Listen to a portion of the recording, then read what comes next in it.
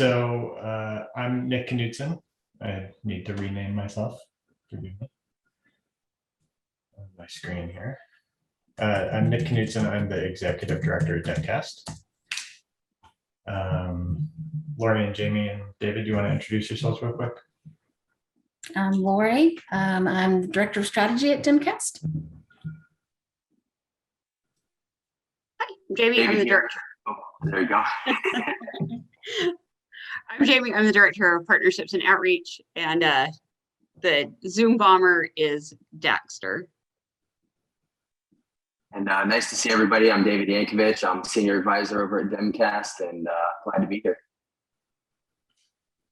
So I wanted to just kick us off. Well, first of all, just so you know what's going to happen on this call, we wanted to give an update about our impact and our data so far. Wanted to do, not a full read through, but a walkthrough of that project brief document that you should have all gotten and hopefully taken a look at. But we wanted to walk through and point out some important points in there. Wanted to hear from David and get David's take on what we're doing and how we're doing and what the road ahead looks like. And then, just talk about that road ahead and where this is going and the importance of the work over time and then just take some questions from you guys. So we love doing the face-to-face meetings where literally everybody's on the screen and there's pages and pages of faces. That's always ideal so that we can actually see people. But when we're expecting over 100 people, we have to do a webinar because we have because of our Zoom account subscription. So, I would have loved to have seen everybody's smiling faces. We interact a lot on social media, especially via text and direct message groups and Facebook groups and all that.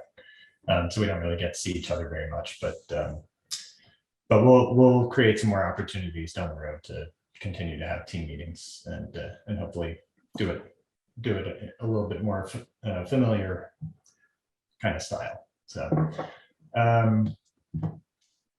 actually, David, do you while I'm just pulling up numbers and stuff, do you want to just lead off and give folks a rundown of sort of how we, because it was really a conversation between you and me that kicked this project off. So just walk people through that and sort of how you see this, why this work is important and that kind of thing. Absolutely.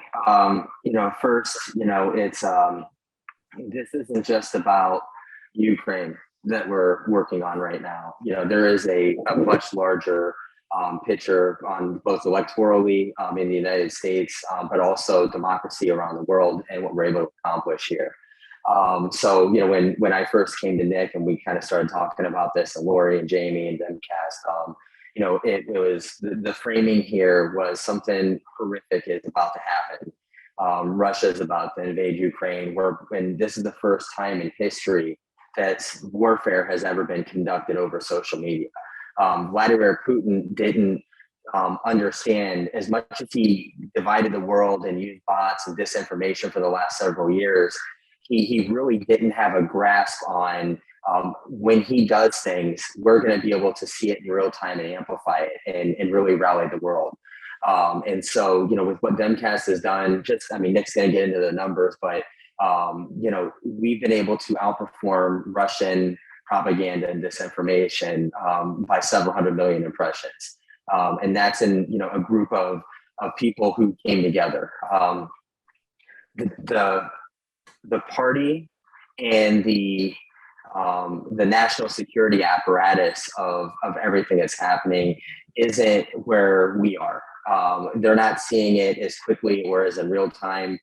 We're able to break stories a couple hours ahead of when, you know, the media is going to be able to pick it up and write articles on it and do that stuff. So this is what we're doing here. When Obama said we are the ones we've been waiting for, this is it. There isn't another apparatus out there or group or anything that is able to do what DemCast has been doing over the last month. And I've never seen anything like that before. You know, I've been working on campaigns for years. I've done digital armies. I've been fighting against Putin, trying to get Redfish Stream and a lot of these different groups offline, and you know, from Russian disinformation. And what we're seeing here and what's coming out is something that we've never seen before, including the numbers that we're able to achieve and the impact. I mean, so far, over 25 different members of foreign countries' parliament has been able to share content that we've created. We've been able to have videos and things that we've shared be used as part of the UN War Crimes Tribunal and what they're doing there. You know, before, you know, we've always done this stuff on an electoral level, but we've never before been able to kind of be fully unleashed into, you know, really geopolitical warfare and being able to fight against disinformation coming from another nation. And then the second piece of this too is what we're seeing on an election level. This is how we have to be coordinating for our messaging through 2020 and our elections as well. It's got to be factual. It's got to be high level. We have to be able to quickly amplify and put things in place that are happening in real time, just like we're doing now. This hasn't been done before. There's been times where we've come together and we've done stuff like this, but it's never at this scale, and we've never had it on an international level before like we do right now. So all that is, I mean, it's absolutely critical to, you know, what we're trying to do. And there's I over the last several months, a lot of new data has come out about disinformation, how to handle that, how to push back on that stuff. And Nick, I don't know if you want me to get into, you want me to? Okay. So a lot of this information that's come out has been through NATO and writing about this for years, through the United Nations, several different governmental organizations, the Department of Defense. Basically, our conventional thought process so far has been to ignore, take a screenshot, and basically keep it separated. What we're doing now is the opposite of that, and it's working. Basically, the conventional wisdom that we've had before of when they go high or when they go low, we go high, isn't how we need to be doing this. We need to be going into this and amplifying immediately. This is propaganda. This is disinformation. And even like the American Psychology Association about 3 months ago wrote a report, and it was a really deep dive into disinformation and how to fight back against it. By allowing them to post and not be in their replies, if you're a person who needs to be persuaded when you come across that type of information, you're not seeing anything counter or outside your bubble. But if you have people in there who are posting facts and say, like, this post is meant to exhaust your critical thinking, these are the facts of what this is, and being able to post those in the replies and also amplifying those tweets to be able to get those messaged out so that people know that that's disinformation. But one of the biggest things that we can do regarding disinformation, fighting back against it, is to preempt it. When we know what they're going to say, we need, like Nick has been doing this really well over the last week or two, you know, going in and saying, Russia is going to say that there's chemical warfare labs. Russia is going to say this. The Republicans here are going to be posting about this. And that's what they do to us. That's what Donald Trump has done for years. He commits something or he does something or whatever. And then the first thing he does is say the angry Democrats, the mob is going to come out and attack me. By the time we do be able to attack and come back with that, you know, the message is already gone. The people who are going to receive that message already think that we're full of crap, and they've already moved on past it. You know, we have a moment right now, and I really mean this, where we have a chance to win a lot of Republican and independent people over, you know, who normally don't think this way. But like, I'm in Trump country right now in Ohio, and you know, a lot of the conversations that I'm having with people who support Trump and have been supporting those people who've been pushing Russia for years and years and years are starting to kind of wake up from it a little bit. For example, the top 3 people who are reposting things that I do, 2 of them have MAGA in their handle, 1 of them has deplorable.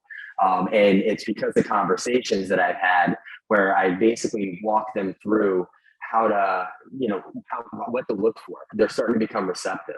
So like when we're messaging and we're talking about this stuff, we can't go at it from, I hate posting Republicans too, John, but we can't go at this from Democrat versus Republican. This is America versus tyranny. And we have to be very, very, very measured in how we respond to this information. It can't just be, you guys are all a bunch of assholes and you guys are peddling for Putin and doing that. We have to be able to respond, concisely with facts and be very direct about it, and also let people know what's happening. We have to be able to share that this information is happening, and this is coming across your timelines, or will be coming across your timelines. Preempt it, and then report it as you see it as well. Amplify it as you see it to let other people know that this is happening. And I know, and I understand, because I've been wrong on this for years too, that we have to, like, our conventional wisdom going into this has always been different than what we're doing right now.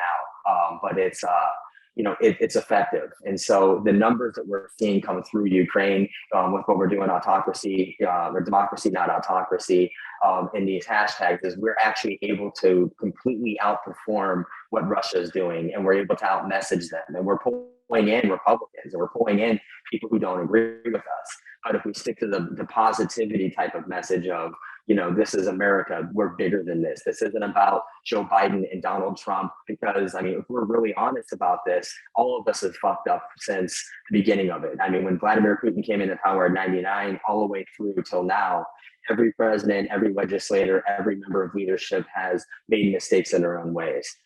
We're not going to be able to get through if we're just pointing the finger at everybody. This is a time for national unity, world unity, coming together and really kind of fighting back against, murder and disinformation. And the thing that's really interesting here is Russia is no longer the number one, purveyor of disinformation on social media. That now belongs to India, and we're number 2 in the United States. So the official government part of the, Indian social media has been, really pushing that out and pushing that messaging, because they want the world to know that, the United States and the West is weak, that NATO has committed atrocities before. And that's their messaging, because if they can divide the world on this and they can weaken NATO and all these countries coming together, then it's going to be better for them. It's going to be better for China. It's going to be better for Hezbollah and, all these different, areas that could really erupt. And I'll let you guys, get into this too, Nick. But one thing I do want to say is we're really close to World War III. I don't want to be like the negative naysayer guy on here. It's as close as it's ever been since the Cuban Missile Crisis, to that type of confrontation. Anything can set it off. And we see a lot of people on social media right now who are saying, put ground troops in, close the airspaces and everything. And that is kind of the contrary to what we really need to be saying here. The president in the White House has been clear about, trying to keep this in a place that we can, we can economically cripple Russia so they can't afford to fight a war. And so that we can also show the world, like China, and how they've kind of done a reverse course, that this will happen to you too if you mess with us, if you go here. But we have to understand, for our friends on social media too, that we are really close and we're in a very precarious situation. If we do this thing right, we can bring an end to what Putin's doing through the economics of it, because he won't be able to afford it and he'll have the world isolation around him. If we do certain things that are too fast and we jump into it, that's World War III. That's what the president keeps saying. And with World War III also comes a Russia who still has money and everything at this moment. But if we wait and we continue to provide Ukraine with weapons and amplify their stories and really, rally the world around it, if we ever, God forbid, get into that situation, we're going to be much stronger than we are right now. So, everybody that I've seen, you guys are killing it. Numbers that I've never seen, more impact on a global, international scale. We're saving people's lives in Ukraine. What you guys are doing out there and being able to post this stuff and get it out. This has made NATO and the UN and the world community run faster and move quicker than any time in history. Even during 1939, when, the Nazis invaded Poland, that took months, for anything to happen. Within a week or two, they're already showing our content and sharing the war crimes and everything. So keep your heads up and keep doing what you're doing. This is the biggest thing that any of us have ever done. And on a world scale, we can really make change and do some good. And to the people out there who are from other nations who are, helping us push this with DemCast and everything, we need you just as much, to be able to spread that to democracies in your country and to be able to push that messaging out as well. And it's going to work. It is already working. We're already seeing the numbers are there and in the analytics. So everybody, thank you so much. And Nick and DemCast there, thanks for having me to be able to speak to some of this stuff. Thanks, David. And just to follow up on a little bit more of that kind of world geopolitical context that David's talking about, what's going to happen here, and I've seen some chatter in the chat there, people noticing maybe a slight change of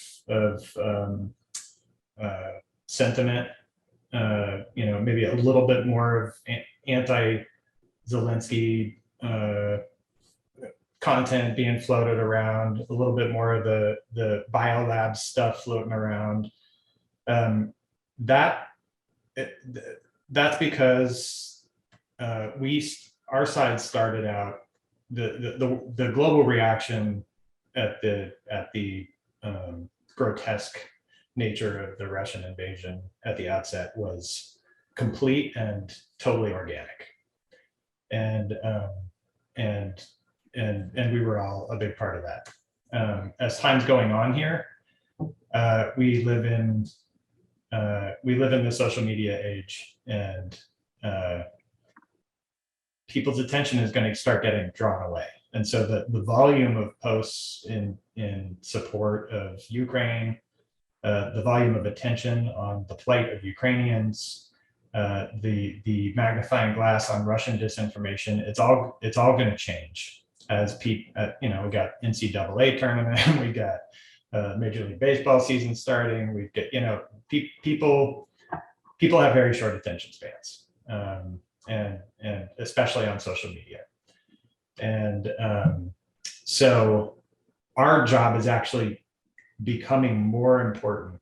The role of this team is becoming more important over time than it was at the beginning, when there was so much totally organic support for Ukraine and against Russia and their disinformation. So I just want to underscore that and just frame this up as, this strategy of focus, amplification, and fighting disinformation is something that we should have been doing, for a decade. And if society had invested in more of these types of strategies to help support, grassroots efforts of getting messaging out that's supportive of democracy, we wouldn't have fallen so deep down the rabbit hole with the MAGA movement and Trump and all that stuff. So this is a marathon, I guess, is the point that I'm coming around to. And so this is a long-term project. This is something that we have to commit to. And so with that, I know a lot of people have been super engaged, and we see it and we totally appreciate it. And just know that you also need to take time to, pay your bills and to do all the things that you got to do to integrate this as a piece of activism in your life that's sustainable over time. Because Vladimir Putin and whoever the next Vladimir Putin is, that nobody's going to ever stop trying to manipulate on social media for as long as the social media platforms will allow it, which is forever until somebody stops them. So it's really, really important work. Really appreciate everybody jumping in. Like David said, it's getting noticed. I get direct messages from Ukrainian journalists and members of their parliament who are very appreciative and are seeing it and are sometimes some of the requests that I'm sending are from people who are who have a specific message that they really think is important in the moment. And sometimes that's where that's coming from. And I'll try and be more transparent about that when I can be. I actually wanted to get a member of the Ukrainian parliament on this call, and I was almost successful. But I did get a message from someone. Didn't want it to be in an article or anything, but I asked her if there's, and I'll put her handle in chat in a second. I asked her if there was any specific message that is really important right now that she would like all of you to hear as key amplifiers of support for Ukraine. And she said, we're losing our people in territory, and Russia's getting closer to the West. Every citizen must be able to demand clear and decisive action. History repeats itself. World War II began with an attack on Poland. World War III with an attack on Ukraine. So that's where they are. That's where we hear this a lot out of the Ukrainians in their pleas to the West. It's important to stop it before Ukraine falls. This requires the combined action of the West. No, I'm not talking about direct participation, not talking about no fly, but we need a full embargo on Russia, because every dollar or euro will go to the murder of Ukrainians, Poles, Lithuanians, and other peoples. I'm talking about providing weapons. I'm talking about freezing all visas. The Iron Curtain must return. As soon as Russia falls, it can be canceled, but now it must be done immediately.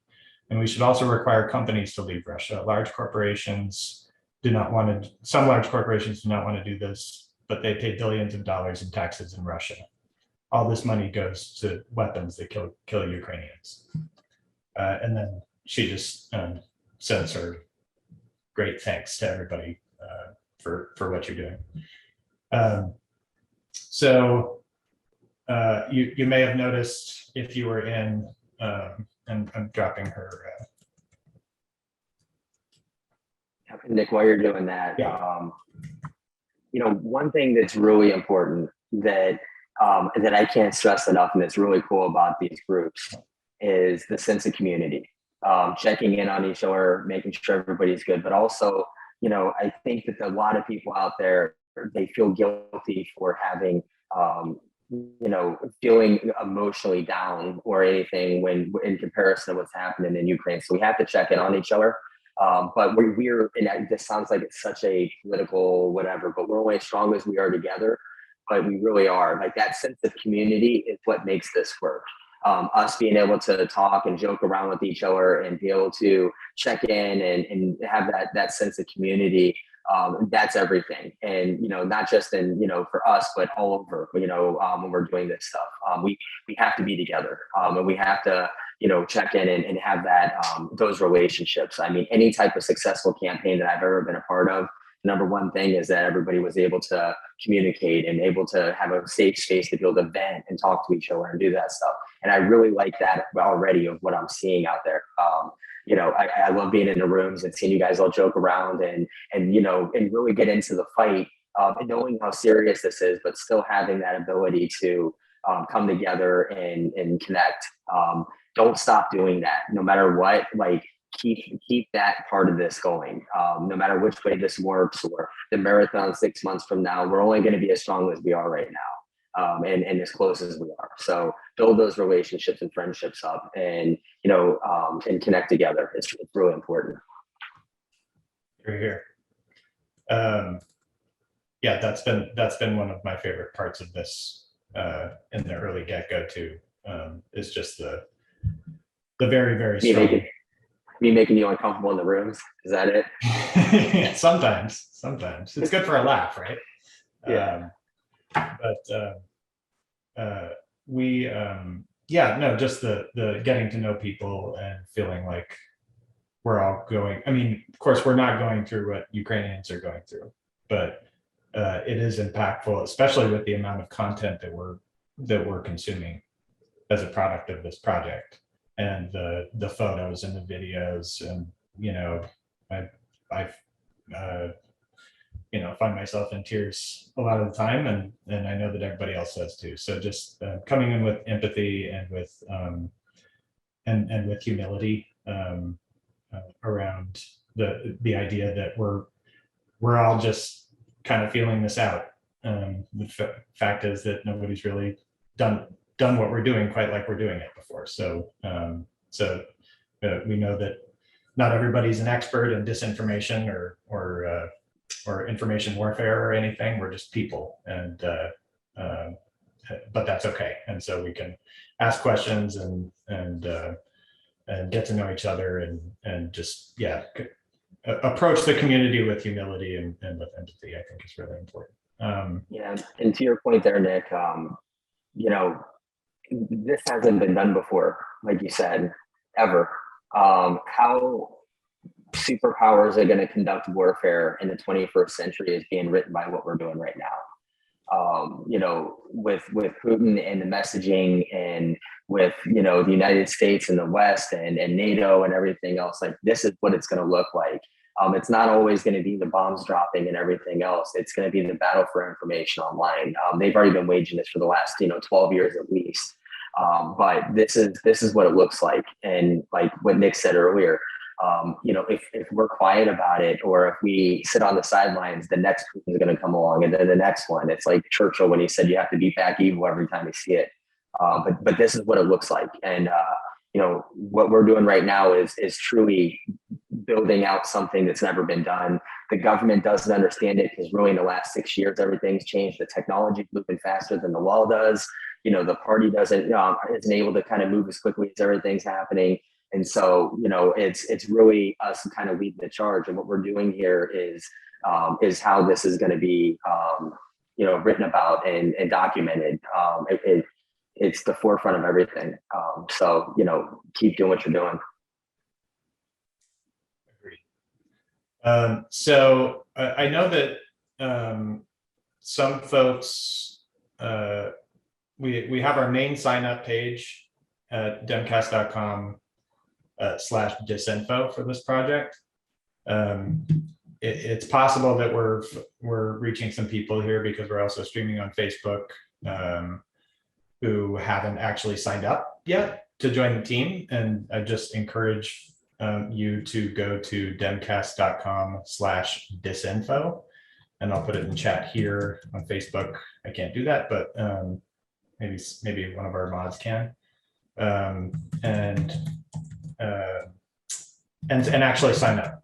And when you sign up, just so you know, it's just kind of basic information, but then you get an immediate email from us that has a more in-depth questionnaire about kind of how you want to engage and which platforms you're on in that. And it's really important that you fill that out too, if you haven't done so yet, because that's how we get you into the Twitter direct message rooms. If you're on Twitter, we can help you. We can figure out if you're interested in doing things like curation and post writing and stuff like that. So please actually sign up for the team if you haven't already. If you've just been kind of like watching and following along. This is really a huge. The thing I love about this project is that it really is a huge team effort. Like I have big accounts on a couple platforms. I have very small accounts on a couple others. The cool thing about this is it doesn't really matter what size your account is, because there's a couple different ways that we attack disinformation, and everybody can be a part of it, whether you have a giant account or a small account. And it's all really important. And so I think now would be a good moment I'm going to share my screen. And I'm going to get into a little bit of that to explain some of that. Yeah, and Nick, when you talk, let's let them know about volume and sentiment. I'm sure you're already going to say it, but that's going to be important. Yep. Okay. This one. Okay, nope, that's not it. Hang on. To find the right. Like many of you, I'm sure, I have 15 different windows up. So, and lots of different tabs. So, okay, there it is. Got it. No pressure, Nick. Yeah, right.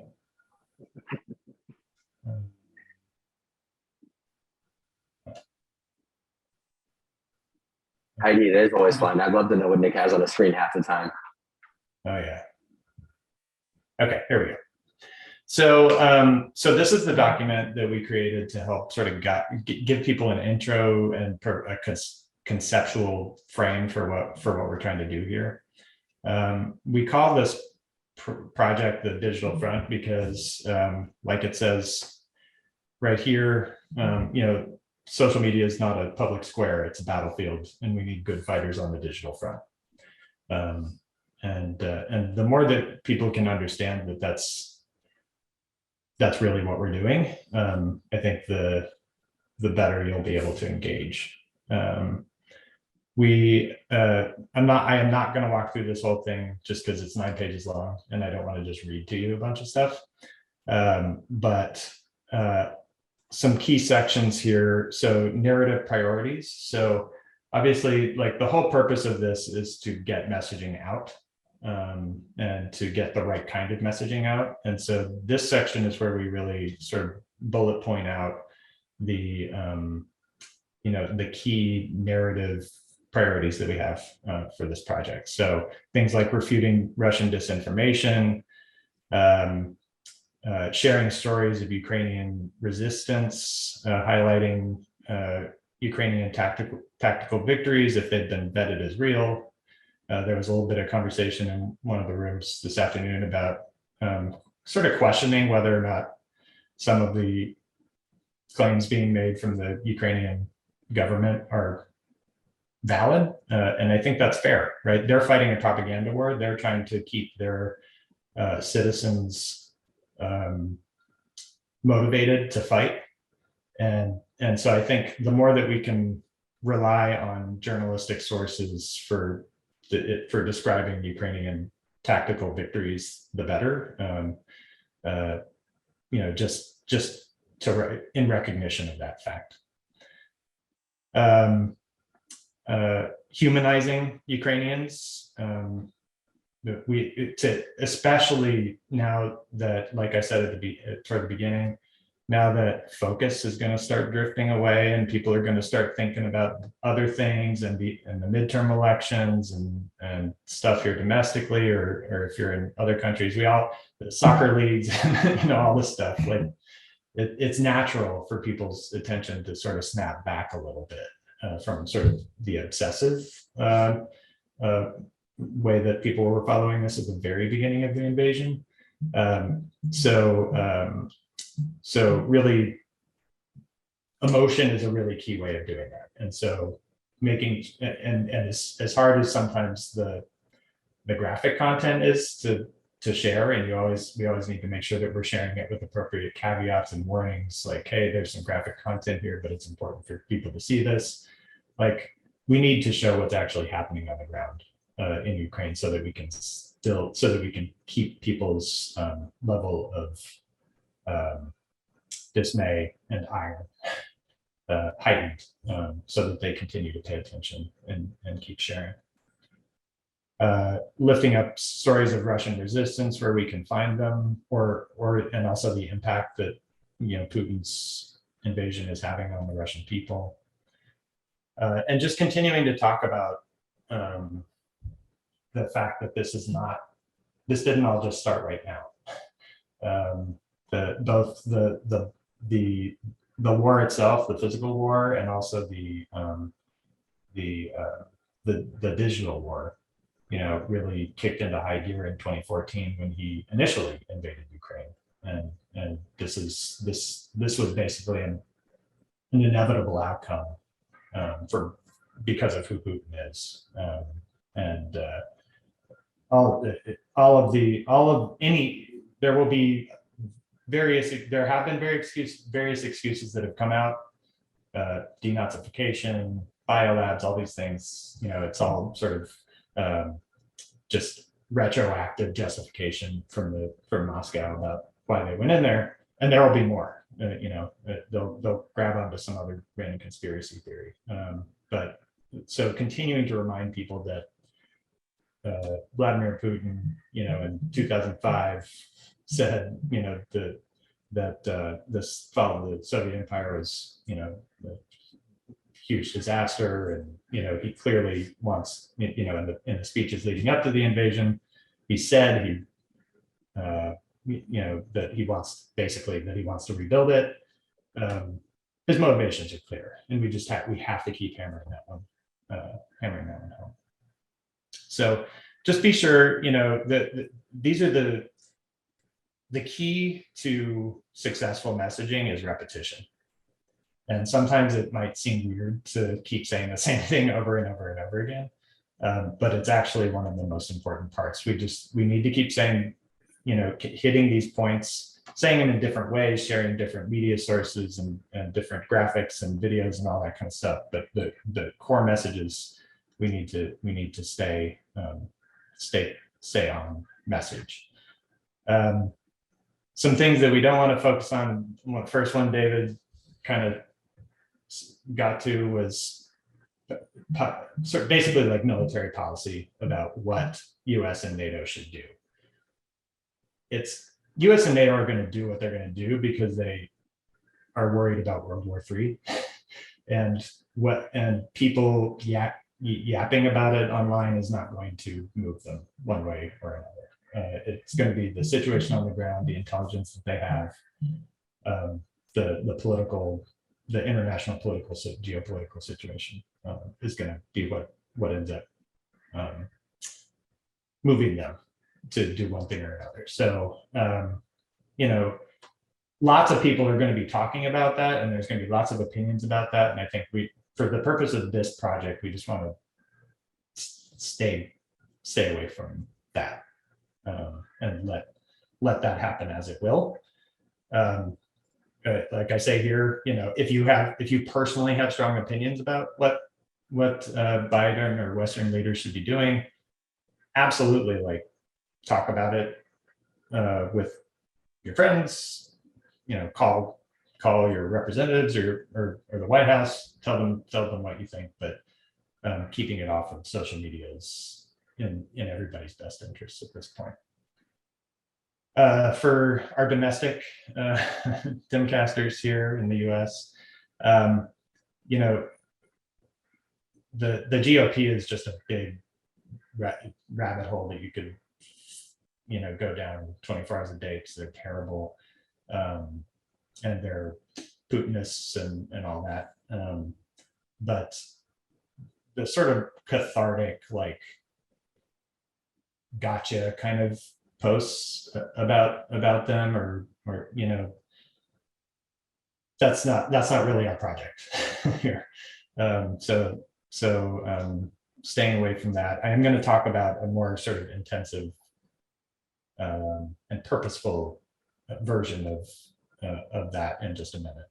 It's more like a research and messaging project. And then midterm election advocacy. So, or whether it's domestic or elections in another country, depending on where you are. It's great. We want to highlight Putinists where people are being Putinists, where they're covering for him, where they're spouting his disinformation. We have to call that out, but call it out in the context, and let more of the election advocacy folks take the next step of saying, and you should elect this person to replace them. This just is not, we're trying to keep this as nonpartisan as possible. But if you are interested in being part of the wing of DemCast that is going to be focusing on the midterms, we can get you connected to that. But for this particular project, we don't want to go there. The next piece of this document talks about sort of how we're going to structure ourselves, and really at the outset, what we've been focusing on is the amplification piece, and organizing. We've certainly been trying our best to do the organizing piece, and the curation, validation, creation pieces have been happening, but it's more been kind of like ad hoc and not in a structured kind of way. The next phase of this project, hopefully over the next few weeks, is where we'll really ramp up those numbers 2, 3, and 4 parts of this, to really create a steady flow of truthful content that is very amplifiable for everybody, no matter how much time they have in their day to participate. We need to have people who are really focused on doing these 3 pieces. So curation is finding, and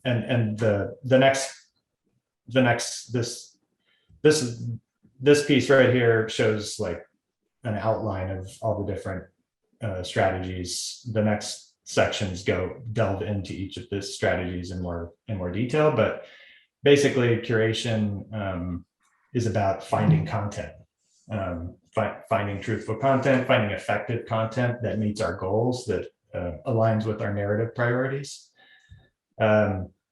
Validation is really like research and fact checking, and just making sure that if we have questions about narratives that are coming out, one of the groups was questioning whether the Ukrainian government's claims about killing 5 Russian generals, is that real, or is that just government propaganda?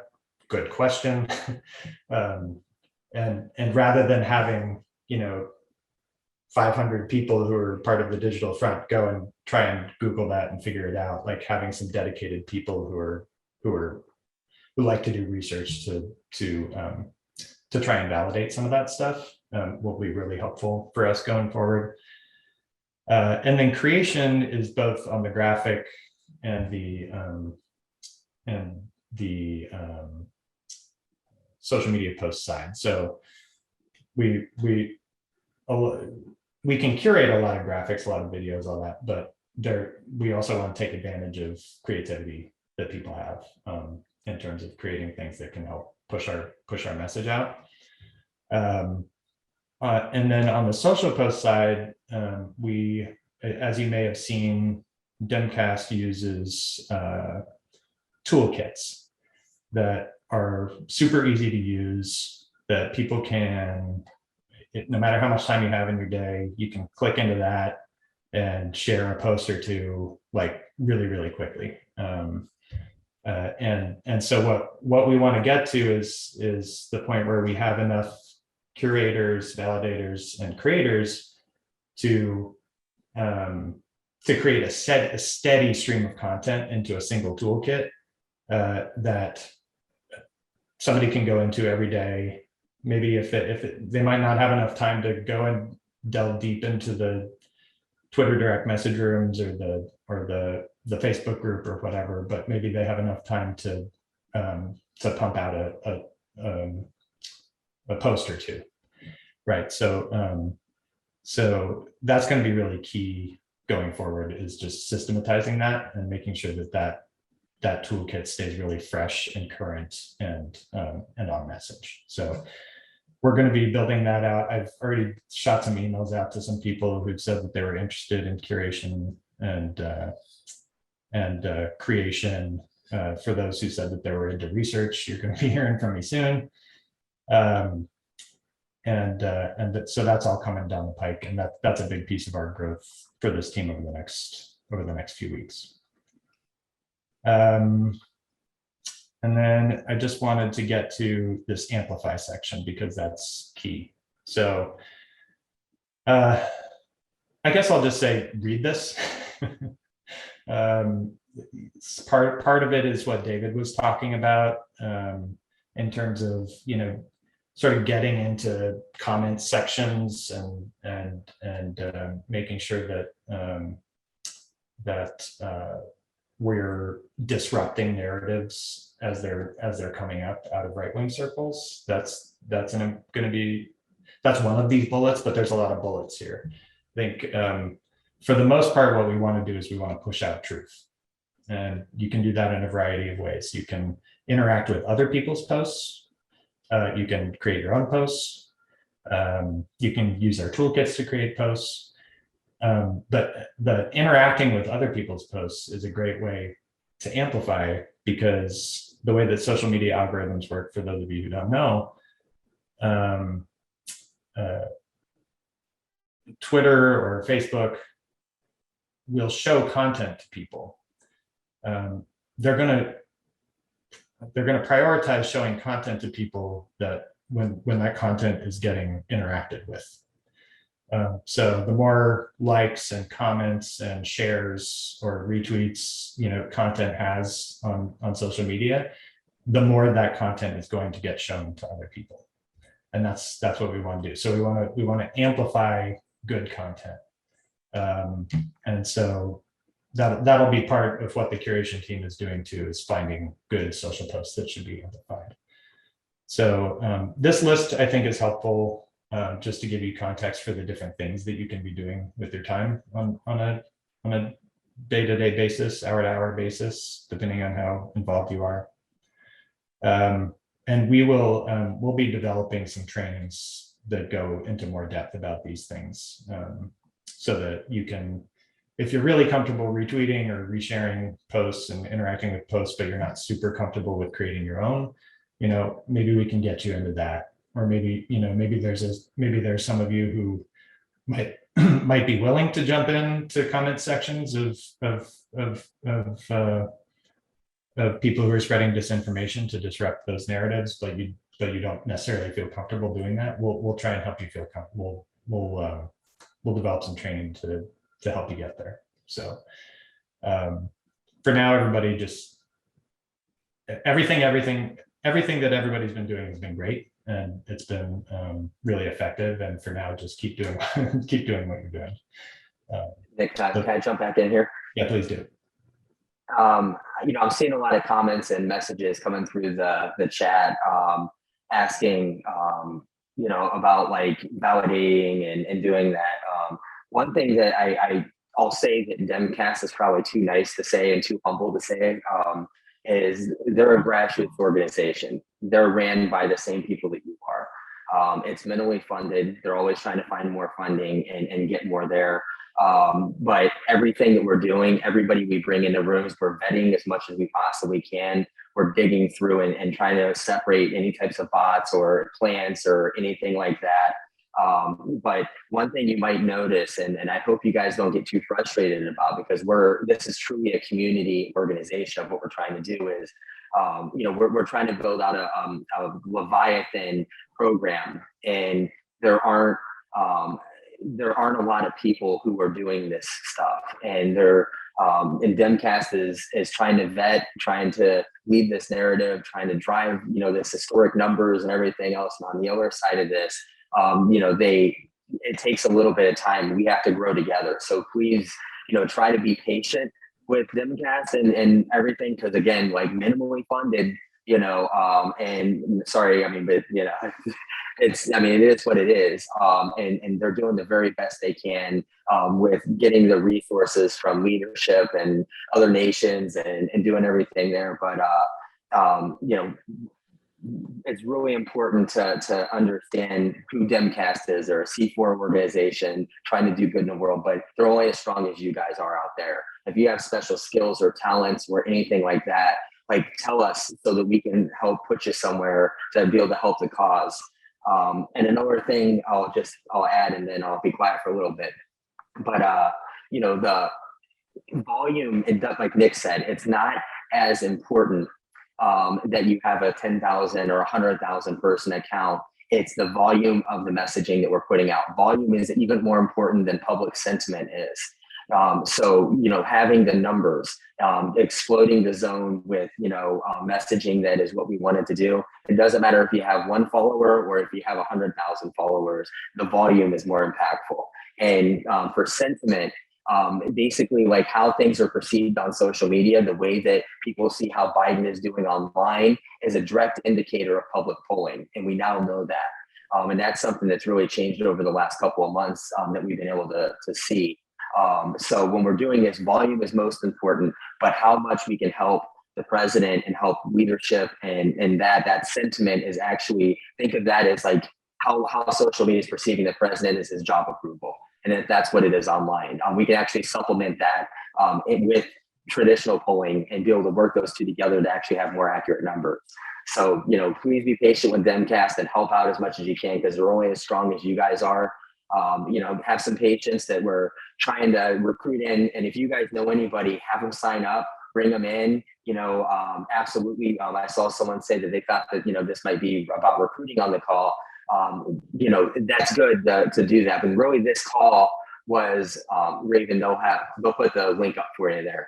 But, really the purpose of this call was to get everybody on the same page, let everybody know that there's a team here and that we're listening and we're communicating, and this is all of us. And we need you to help us just as much as you guys need us to be able to help push the content out there. This is a community. This isn't an organization that puts stuff down and shoves it down on top of you. It goes from the bottom up. So I just wanted to add that in. Yeah, thanks, man. That's good context. Yeah, we do the best with what we've got. We had a whole plan for this year that didn't involve anything having to do with Russia or Ukraine. So but it's been good, and I think it's been really affirming of the model and of grassroots bottom up communication, like David's talking about. And I think we're starting to get noticed more, and so hopefully we'll find a little bit more investment so that we can actually expand a bit and offer more regular training opportunities and stuff like that we would love to do 24/7, but we just have to find the time for. So yeah, and David, thanks for bringing up sentiment. I hadn't brought that up yet. Do you want to explain that actually a little bit, because I didn't talk about sentiment when I. Yeah. So basically, when we're talking about sentiment on social media, it's the positivity of what we're putting out. Or like if we do 100 posts that this person's a jerk, the sentiment is going to be at 0% because it's not positive. If we put out positive sentiment, good things like, factual, instead of saying this person's a jerk, the algorithms pick that kind of negative language up. If we do it more above board, clearly, without it being personal or without it being vindictive, the positive sentiment increases. So like when we see someone like Joe Biden, who's online right now, and he's trying to warn us about Russia and Ukraine for months and months and months, and he's releasing a real-time intel, and all the media and the news reporters, everybody's laughing at him and they're making fun of him on TV, and they're saying that he's trying to, make everybody forget that the economy is not doing as well, or whatever the messaging would be. That all that negative sentiment pushes that down. It pushes down his effectiveness, and that also by translation pushes down his approval rating. The positive messaging since this happened, that Joe Biden has been right from the start, that he's been telling the truth to people, that he has rallied the world, that he put the most, blistering sanctions on Russia in the history of the world on them. All of that positive sentiment has increased, and we've seen his approval numbers and polling actually increase by, I think it's 4.5% in the last 2 weeks, which is pretty amazing. So the sentiment that we have out there and the way that we're messaging, it changes the whole conversation and narrative. If we're overwhelmingly negative, we're not persuading anybody to change their mind. When it's factual and we're sticking to what's actually happening, disputing truths without it getting into a name calling contest. Like there's a lot of times that I want to go on Twitter and beat up on Ted Cruz, and it feels really, really good. But it doesn't actually persuade any of the people that I need to, that are already kind of confused about what's going on, that you know, that things are going to be different here. It's like if me and Nick are on this call right now and I'm losing my mind and I'm screaming and I'm yelling, and Nick in his measured way is talking about how to do this and this information and everything else. Are you guys going to listen to me, or are you guys going to listen to the person who sounds like they know what they're talking about, even if they don't, which Nick usually knows before I do. So bad example, but that's the sentiment piece. And then the volume piece of it, that's just flooding the zone. That's, you know, if we have more content than they do, we're going to win. That's just, I mean, and they have bots and they're pushing. And whether it's on an electoral side of this, social media, especially Twitter, skews Democrat. We've seen that skew has actually enabled Biden to do a lot of the things that he's needed to, and also win the election. But you know, social media is already kind of skewing our way because we have the numbers of real people. So they have to use bots and they have to use automated accounts and things like that. So we have to beat that volume. That volume is what's getting us. And then the sentiment is just keeping people up and letting them know the positive things that our leaders are doing and helping them, you know, with that. Because, you know, if the president of the United States has polling numbers that are in the 20s in the middle of a World War III level crisis, you know, it's not going to be good, obviously, for the midterms. It's not going to be good for world confidence in his abilities, and all of what comes with that. So, you know, we have to be able to keep the leadership, you know, whether it's Zelensky and what he's doing and not letting Russia beat them down, or Biden or whatever. And I love all the comments saying right now that they're gonna stop beating up so much. I'm glad I'm making the point and getting it across. It's important, and it's not just important for Ukraine. It's important for the world. Whether we're facing off against the Vladimir Putin in a war situation, or we're facing off against the Republican nominee in a presidential campaign, if we're going to persuade and if we're going to win this thing, whether it's international or domestic, you know, we have to be measured, and we have to be the people who are going to be, and believe me, get in their faces, challenge them, you know, but challenge them in a measured way and out debate them. You know, we're not going to get anywhere if we're just calling each other names anymore, and everybody's tired of it. Yeah, yeah. And I agree with what James said in there, that there's a difference between slamming people and rightfully calling them out. And absolutely, we're not saying don't. I mean, associated with this project, yes, please. You know, we're not trying to just outright slam or go after people for stuff other than, you know, if they're parroting Russian disinformation, right? That's our scope in this project. But for you and your personal social media account, I mean, you know, yeah, we should be calling people out when they lie, and we're not saying stop doing that. But I think over time we'll talk about maybe some of the more effective ways to do that and some of the less effective ways to do that. And social media tends to be a shouting match that's very unstrategic. So we'll try and dig a little bit deeper on that. And on the GOP side, domestically here, we do have Putinists in our government. They're elected people who maybe they've changed their tune a little bit over the last month, but they have a long history of being outwardly supportive of, if not Putin directly, his approach to governing, and wanting to bring that to the U.S. And so we see it as part of this project to call those people out and not let them off the hook for their historical support for Russia and for Putin, because this has been a slow motion car wreck that's been happening over the last 8 years. So we are. I'll reach out to folks who signed up. When they signed up, they indicated that they like to do research. One of our first research projects with this effort is going to be digging and finding very clear statements and positions that people have held that align them with Putin, and we are going to hold them accountable, especially if they're up for election this year. So I see that as directly connected to this effort, because they've been spouting Putin propaganda for years. So stay tuned for that. So we aren't totally, and I'll say, like, we'll go after if whatever we uncover, no matter what party people are from.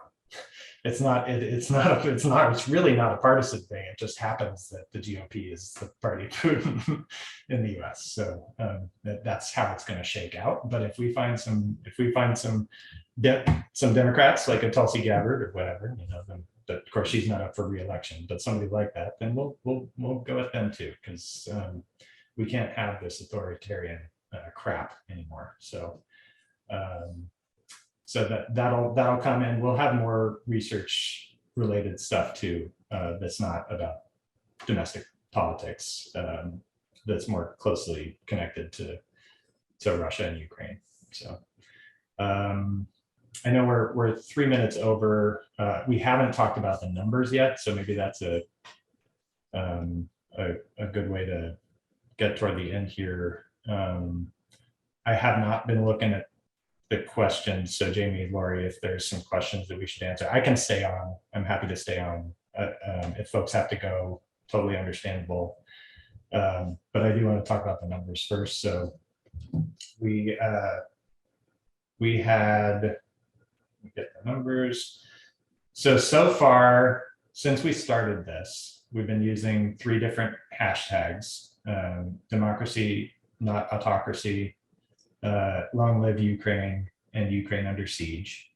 Those are our unique hashtags that we more or less started. There was a little bit of traffic on a couple of them before we started using them, but not much. So the way that we can track our traction online is when people use those hashtags in their posts. So please try and remember to do that. Sometimes we can't, right? Sometimes you have too much to say in a post, or there's a trending hashtag that it's more strategic to get on the trend than it is to share our hashtag. That's fine. It's not a requirement, but it's helpful so that we can track how we're doing. There have been 105,000 mentions on our tags, a reach or 50,000 unique authors. So that means that 50,000 people have used either as a primary user or as an amplifier of those hashtags.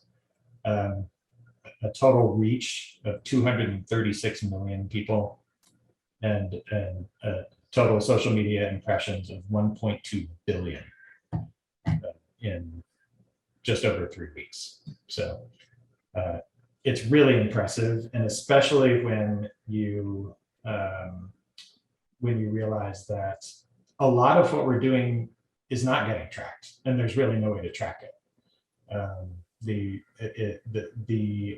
A lot of the content that people are sharing and resharing is other people's content, and a lot of the work that you're doing is liking and commenting and otherwise amplifying other people's content, moving that content up in the algorithm so that other people can see it more.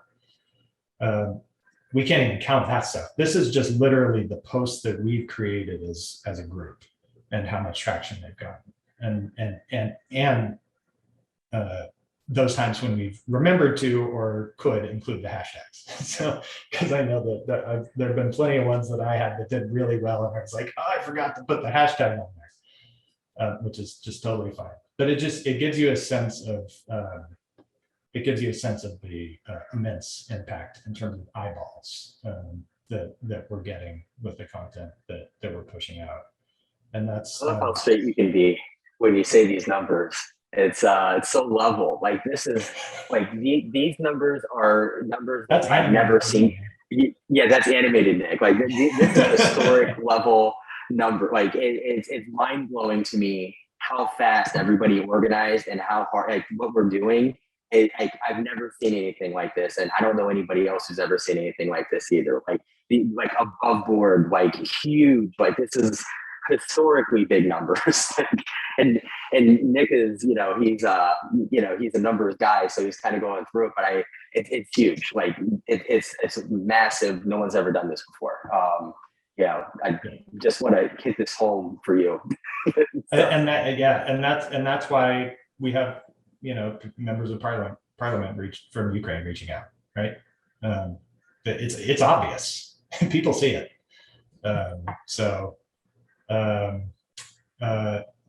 Doug, you asked if I could repeat the hashtags in the chat. I'll just say they are in the project brief. So everybody, please do make use of the project brief. But I will I'll happily share them in the chat. So Lori, Jamie, now that we did the numbers, are there any questions we should tackle before we go? If you guys are still there, now we'll find out. Did they stay? We're here. Oh, okay. No, we left. Just me and Nick talking now. Just echo chamber again.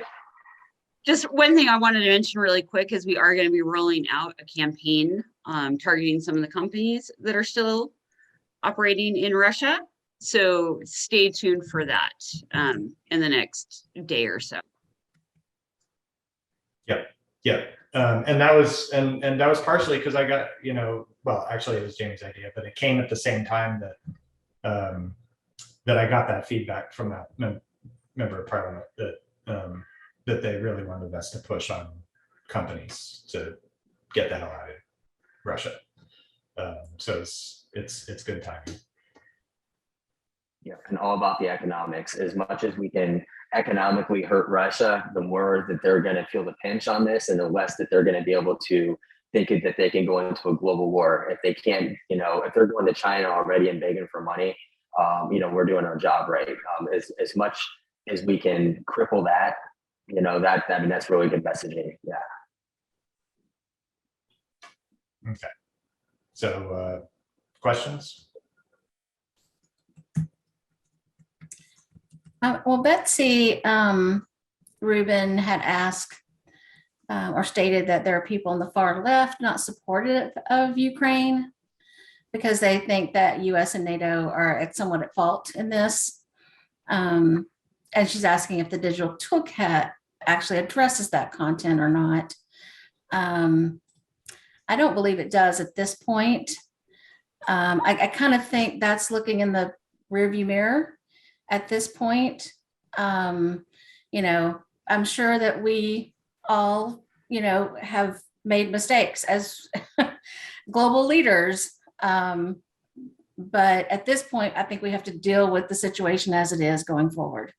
And I don't think we can leave Ukraine undefended just because of whatever's happened in the past. Two wrongs don't make a right here. So we have to keep going. No, and there's also, you'll see a lot of the disinformation coming out of like India and other countries and sort of counter narratives that they from the places that David was talking about are also sort of focus on, well, why is the West so interested in this? Why aren't they interested in Yemen? Why weren't they interested in Syria? Like, what's all this about? There's the reason that disinformation narratives work is because there's always like at least a little grain of truth, right? And there's a fair question in there, right? There are reasons, the fact that it's Putin and Putin's been messing with us for years, including in our presidential elections. There's reasons that that this is hitting closer to home for people in the West and us being part of the NATO alliance and the direct threat to Europe in that alliance. But we just don't want to engage for the most part in those back and forths with people who are saying that stuff. Really the better strategy here is flood the zone, show the carnage, show the Ukrainian heroism, get people emotionally connected to the Ukrainian people, and that's our best way of countering those messages. David, do you have I do. one thing that I think it's important to note, everybody, is we've all been victims of disinformation and propaganda for the last 15 years or 20. Every single one of us on this call, me, Nick, Lori, you know, the subject matter experts out there who are in national security, all of us have. There are Russian efforts, and I mean, in the last election, there was at least 6 foreign nations that interfered online and tried to push their messaging around. Within the American political spectrum, on one hand, you know, you have Russia directly building out content to piss off the left and to get them to be enraged and do that. But they also are doing the exact same thing on the right and in the center. You know, every single piece of what's happening, that, you know, it's being pushed by Russia and also other foreign governments. So kind of to Nick and Lori's point, you know, sticking to the strategy of you know, putting out the information that's out there and sharing that, it doesn't do us any good if we're going to be fighting with the left or fighting with the right and name calling and saying that you're a Russian, you know, puppet and doing everything there. You know, what really matters is that we're getting the information out. This is about democracy versus tyranny. This isn't politics. This isn't the left. This isn't the right. But we do have to understand that, you know, like RT has, you know, they're still up and they're still pushing disinformation. Redfish Stream pushes disinformation to the left. You have the Thin Blue Line that's pushing disinformation to the right, or these other things. So we have to be cognizant of that. And we have to stick to the one thing that's going to work, which is the facts. You know, anytime that we're into a conversation where we're throwing names at each other, we're not going to get anywhere. Yep. Yeah, and Betsy, I hear you. Maybe didn't quite answer it in the way that you were hoping. I don't think that it's not our job to convince the far left, you know, of anything. Our job is really to flood the zone and keep the vast majority of public opinion, you know, focused on this and understanding what the truth is. I guess I'd just say I would go back with, like, are you kidding? Putin has wanted to reformulate the Soviet Union since, I mean, he's an ex-KGB guy. He's been, like, since he took power, he's been wanting to reformulate the Soviet Union. This was like nothing short of inevitable. That he was going to eventually flex like this, yeah, there are some things that NATO or the U.S. could have done over time to counter that, and if people want to go down the rabbit hole, they can. But I mean, the person who's at fault here is the murderous dictator. Yeah, and ask people where they got their source from.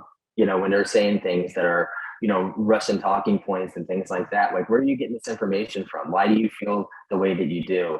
A lot of what's happening that I see too is that people they want to do something and are mad because we're just helpless in some ways of, you know, we can't get on the ground. We can't do a lot of this stuff, but being able to, you know, get people out of that zone in their head of, I just have to do something. Why isn't anybody doing anything? But be able to think critically about the whole situation, and kind of empathizing a little bit sometimes too. You know, I mean, a lot of this is just people being knee jerk and they don't think before they tweet, or, you know, they say things. So asking them where they got it and then just kind of empathizing on, like, I get it. I feel the same way you do, you know, but, you know, we have to think about this in a sense of a global shooting war or a nuclear war or Holocaust or whatever.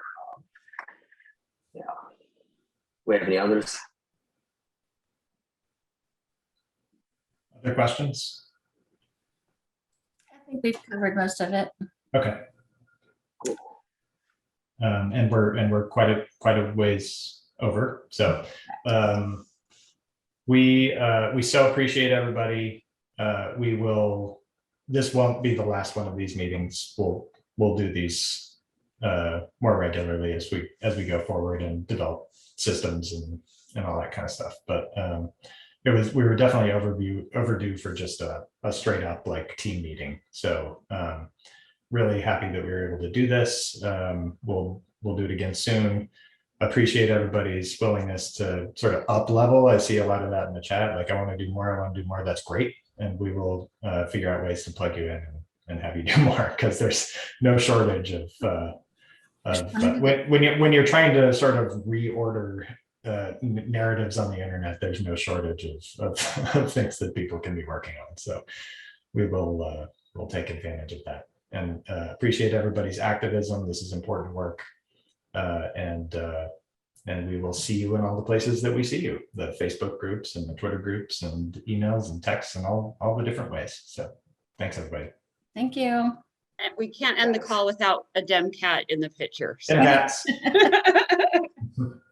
We're pet friendly here. Well, bye. Bye, everybody.